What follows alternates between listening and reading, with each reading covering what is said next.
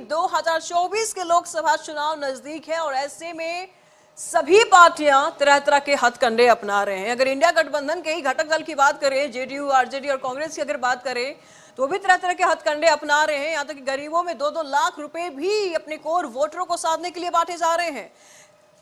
तमाम प्रकार के अगर हथकंडे ये पार्टी अपना रही है, तो ऐसे में बीजेपी कैसे शांत हो सकती है? क्योंकि बिहार की धरती चुनावी मैदान है और चुनावी जंग की मैदान से कम नहीं है। और ऐसे में बीजेपी भी अपने कोर वोटरों को साधने के लिए मध्य प्रदेश के मुख्यमंत्री मोहन यादव को बिहार में आज बुलाई। जी आपको बता दें कि आज उनका बिहार दौरा था और उसके बाद उन्होंने अपने कोर वोटरों को साधने के लिए बीजेपी की उपलब्धियों को भी गिनाया। बिहार के लोग, कहा उन्होंने कि बिहार के लोग भाग्यशाली हैं। एक तरफ गंगा तो दूसरी तरफ माता सीता हैं। हमारे लोग लोकतंत्र को जिंदा रखे हुए हैं। उन्होंने आगे कहा कि पीएम नरेंद्र मोदी के कारण यादव समाज के एक व्यक्ति को मध्य प्रदेश का मुख्यमंत्री बनने का मौका मिला। मध्य प्रदेश में भगवान कृष्ण की जगह जहां जहां चरण पड़े हैं उन जगहों को तीर्थ स्थल बनाऊंगा। मतलब साफ है कि बीजेपी राम के बाद अब कृष्ण को साधने की कोशिश कर रही है। श्रद्धा, भक्ति, आस्था ये ऐसे ही पैदा नहीं होती है। इस आस्था, श्रद्धा, भक्ति पैदा करने के लिए समूचा जीवन को एक तरह से दुनिया के सामने प्रदर्शित करने की, जिनकी आध्यात्मिक चेतना जीवन भर काम आती है, ऐसे गोपाल कृष्ण की जय जयकार करते हुए हम सब महसूस कर सकते हैं। परमात्मा की कृपा से वर्तमान के समय में, ये समय तो लोकतंत्र का है और कितनी अच्छी बात है कि मैं जहां से आता हूं, मेरे को लाने के लिए एक द्वारकाधीश के अनन्य भक्त, हम जिनको प्रधानमंत्री करके देखते हैं, ऐसे नरेंद्र मोदी जी के माध्यम से आपके इस मिल मजदूर के परिवार के बालों को मौका मिला है। भक्ति, आस्था ये ऐसे ही पैदा नहीं होती है। इस आस्था, श्रद्धा, भक्ति पैदा करने के लिए समूचा जीवन को एक तरह से दुनिया के सामने प्रदर्शित करने की, जिनकी आध्यात्मिक चेतना जीवन भर काम आती है, ऐसे गोपाल कृष्ण की जय जयकार करते हुए हम सब महसूस कर सकते हैं। परमात्मा की कृपा से वर्तमान के समय में, ये समय तो लोकतंत्र का है और कितनी अच्छी बात है कि मैं जहां से आता हूं, मेरे को लाने के लिए एक द्वारकाधीश के अनन्य भक्त, हम जिनको प्रधानमंत्री करके देखते हैं, ऐसे नरेंद्र मोदी जी के माध्यम से आपके इस मिल मजदूर के परिवार के बालों को मौका मिला है। पार्टी के प्रदेश अध्यक्ष 3 यादव हुए बिहार के, जगदम्बी प्रसाद यादव, नंद किशोर यादव, नित्यानंद राय, तो ये सम्मान तो लगातार है। मोहन यादव जी मध्य प्रदेश के मुख्यमंत्री हैं और वो यहाँ श्री कृष्ण चेतना विचार मंच के कार्यक्रम में अभिनंदन समारोह में शामिल होने के लिए आए हैं। उसके कारण से पूरे बिहार में जहां यादवों के अंदर उत्साह का संचार हुआ, वहां जी तो हम लोग तो स्वागत करते हैं, लेकिन जिस उद्देश्य से आ रहे हैं और भारतीय जनता पार्टी उनको यहाँ बुला रही है, उस उद्देश्य का पूर्ति नहीं होने वाला है। यहाँ जिस जाति से वो आ रहे हैं उसका यहाँ नेता पहले से विराजमान है और उनमें सभी लोगों का आस्था है। बिहार में जो माननीय मुख्यमंत्री जी ने काम किया है, उसमें कोई जाति और धर्म के लिए नहीं किया है, सभी के लिए किया है। सभी लोग लाभान्वित भी हुए हैं, इसलिए उनका कोई असर नहीं होगा। यहाँ बहुत लोग आए और बहुत लोग चले गए। बिहार में लालू प्रसाद और उत्तर प्रदेश में अखिलेश जब तक रहेंगे, देश के समाजवादियों के प्रमुख रहेंगे और शोषित पीड़ित जनता के लोग दुलरुआ हैं। तेजस्वी को लोग बेचैन हैं, बिहार के लोग तेजस्वी को उठाने के लिए, बनाने के लिए। एक नहीं, जब तक तेजस्वी हैं, बिहार का बच्चा बच्चा तेजस्वी के साथ है। इस पर तमाम जानकारी के लिए संपादक अशोक मिश्र जी इस वक्त हमारे साथ बने हुए हैं। अशोक जी, आज मध्य प्रदेश के मुख्यमंत्री मोहन यादव बिहार में आए हुए थे और ऐसे में कैसा रहा कार्यक्रम आज का? देखिए, बीजेपी ने अपनी ताकत दिखाई यादव समाज में, यानी कि जो माय समीकरण है लालू प्रसाद यादव जी का, बिहार में कहा जाता है कि यादव और मुस्लिम वोट पर एक छत्र अधिकार है राजद सुप्रीमो लालू प्रसाद यादव का, यानी कि राजद का। उस वर्ग के लोगों को अपनी ओर आकर्षित करने के लिए, यानी कि यादव समाज के लोगों को अपनी ओर आकर्षित करने के लिए बीजेपी ने आज का कार्यक्रम आयोजित किया है। आपने देखा होगा कि इसके कुछ दिनों पहले ही बीजेपी ने गोवर्धन पूजा के उपलक्ष्य में यादव यदुवंशी सम्मेलन किया था और उसमें भी ये कहा गया था कि यादव वोटों में सेंधमारी के लिए बीजेपी ने तैयारी शुरू की है।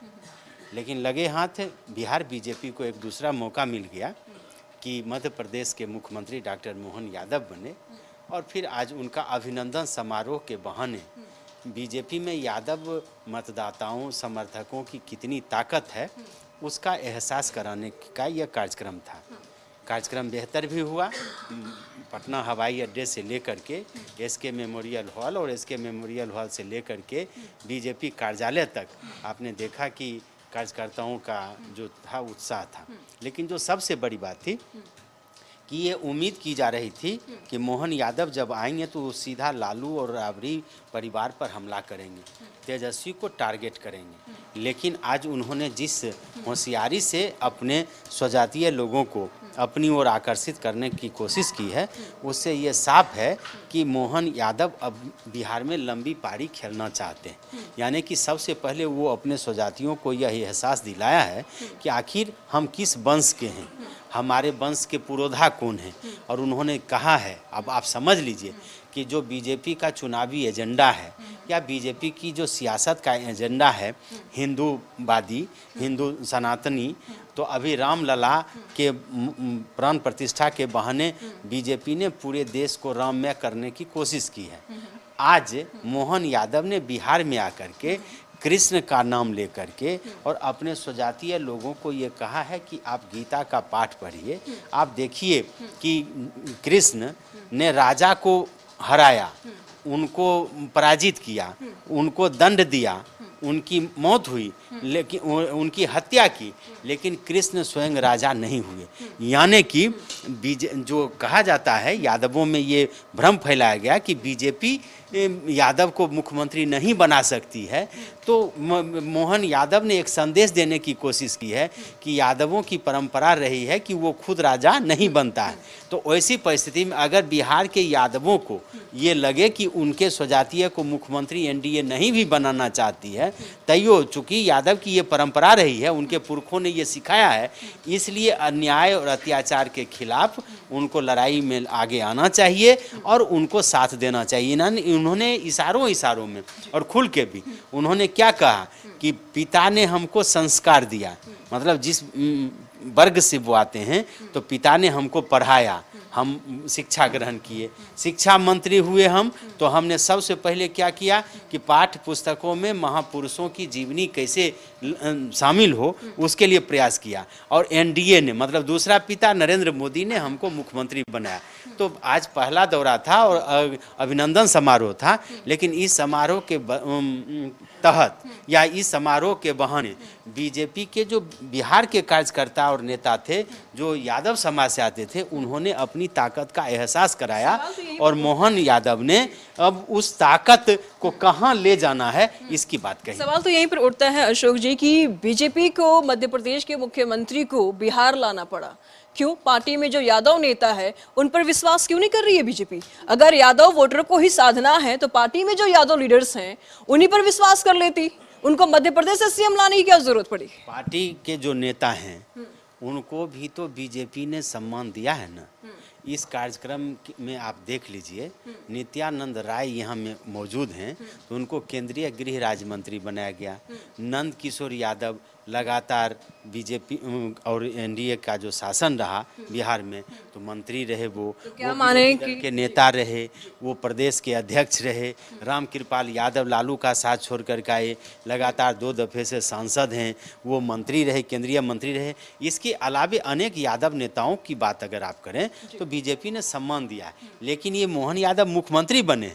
अब मैंने आपसे पहले ही कहा कि कि ये बीजेपी के जो विरोधी पार्टियां हैं, बीजेपी की जो विरोधी पार्टियां हैं, वो ये प्रचार करने में या यूँ कहिए कि आरोप लगाती रही हैं कि बीजेपी किसी यादव को मुख्यमंत्री बनने देना नहीं चाहती है, यादव विरोधी है। तो उसी को लेकर के मोहन यादव को बुलाया गया और अभिनंदन समारोह के बहाने बीजेपी ने बताया कि वो यादवों को मुख्यमंत्री बना सकती है और ऐसे यादवों को मुख्यमंत्री बना सकती है जो शिक्षित हो और जो यह मानती है या वह मानता है कि कहीं न कहीं यादव की जो परंपरा है या यादव मतदाताओं के जो विचार हैं या यादव नेतृत्व जो चाहता है वो नरेंद्र मोदी पूरा कर रहे हैं। अशोक जी, बार बार बीजेपी ये आरोप लगाती है बिहार की राजनीति को लेकर के कि यहाँ जात की राजनीति होती है, जाति की राजनीति होती है और हम तो समाज की राजनीति करते हैं। ठीक है, करते हैं, तो फिर उनको ये जात की राजनीति करने की क्या जरूरत पड़ गई? धर्म की राजनीति तो कर ही रहे हैं ना, राम की तो राजनीति कर ही रहे हैं, राम मंदिर का उद्घाटन हो रहा है, अब कृष्ण में जंप कर रहे हैं, उसके बाद बिहार की जातियों की राजनीति कर रहे, क्यों जरूरत पड़ रही है इनको? सियासत में कहा जाता है सब कुछ जायज है, तो फिर दूसरों को गलत ना बोले ना फिर। और लोहा लोहे को काटता है। तो आज मोहन यादव को बुला करके बीजेपी ने आरजेडी के और खास करके लालू यादव के वोट बैंक का जो वोट बैंक है उसमें सेंधमारी करने की कोशिश की है और ये बताने की कोशिश की है कि बीजेपी जमात की राजनीति करती है, इसलिए मोहन यादव बिहार के नहीं मध्य प्रदेश के मुख्यमंत्री हैं। वहाँ यादव मतदाताओं की संख्या वैसी नहीं है जो बिहार में है, लेकिन फिर भी मध्य प्रदेश में एक यादव को मुख्यमंत्री इसलिए बनाया गया कि वो पार्टी का कार्यकर्ता था और बीजेपी सभी पूरे जमात को साथ लेकर के चलती है।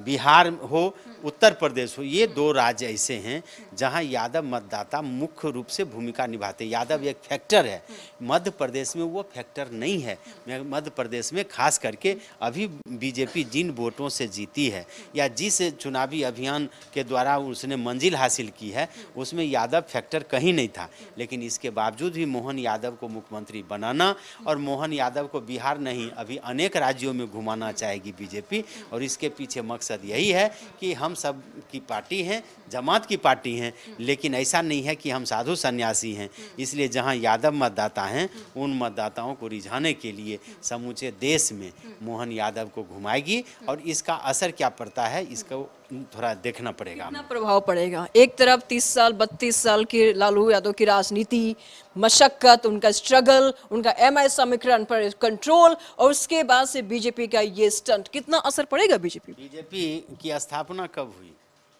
आप जानिए? सबसे कम दिन की पार्टी है वो और सबसे ज्यादा राज्यों में उसकी सरकार है। तो बीजेपी क्या करेगी? वो 2 दिन की राजनीति नहीं है ना। और लालू प्रसाद यादव ने अगर संघर्ष किया तो लालू प्रसाद यादव को तो बिहार की जनता ने 20 वर्षों तक सत्ता भी दी ना। 15 वर्षों तक मुख्यमंत्री रहे वो और उनके परिवार के, राबड़ी देवी रही, 5 साल तक केंद्र में उनकी हुकूमत रहे, 20 साल तो लालू प्रसाद यादव ने अभी तेजस्वी यादव मुख्यमंत्री हैं। तो लालू यादव सत्ता में है यादव मतदाताओं को उनके भरोसे। तो बीजेपी यही कह रही है कि आपने, लालू यादव ने आपके लिए जितना किया, अगर लालू के स्वजातीय मानते हैं कि लालू यादव ने उनके लिए सब कुछ किया है तो आपने उनको रिटर्न दे दिया। बीजेपी ने अब यादव को मुख्यमंत्री बनाया है, यानी कि बीजेपी भी यादव को उचित सम्मान देना चाहती है और बीजेपी मतदाताओं को ये कहना चाहती है कि जितना आपने समर्थन लालू प्रसाद यादव को दिया उतना समर्थन अगर आप हमें देंगे तो बीजेपी का एक कार्यकर्ता मुख्यमंत्री बनेगा, ना तो लालू प्रसाद यादव के परिवार के लोग बनेंगे। यानी कि लालू हटे तो राबड़ी बनी, राबड़ी हटेगी तो तेजस्वी बनेंगे। तो ये कहने का मतलब कि बीजेपी ये संदेश देना चाहती है कि सही मायने में बीजेपी कार्यकर्ताओं की पार्टी है। जाति कोई हो, अगर कार्यकर्ता बेहतर है तो जाति से उठ करके वो मुख्यमंत्री बना सकती है। वो राजनीतिक फायदा न मिले तभी वो मुख्यमंत्री बना सकती है और जब वो मुख्यमंत्री बनाएगी तब फिर राजनीतिक फायदा क्यों नहीं लेगी। इसलिए बिहार और यूपी में मोहन यादव को दुल्हा बना करके घुमाया जा रहा है। जी, बहुत बहुत शुक्रिया अशोक जी आपका इन तमाम जानकारियों के लिए।